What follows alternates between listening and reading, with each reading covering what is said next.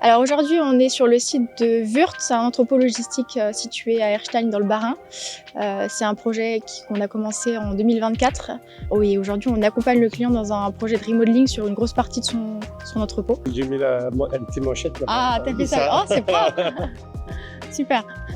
Je t'en fais faire quand même. Donc là, l'idée, c'est que c'est une des premières zones dans lesquelles on a commencé les travaux. On a fait une dépose et repose du réseau en toiture et en rack. Aujourd'hui, c'est un site qui est existant, qui était là bien avant nous. Donc on a dû s'adapter au site dans sa globalité. Alors dans cette zone, on a installé des têtes qu'on appelle des têtes à jet plat, puisque le client souhaitait pouvoir réduire l'espacement entre son colis et la tête. Bon, visuellement, les têtes, elles ressemblent à peu près à des têtes standards, mais par contre, elles ont une diffusion au niveau du jet qui est beaucoup plus horizontale. Donc là, on arrive dans une zone qui visuellement ressemble assez à ce qu'on a vu précédemment.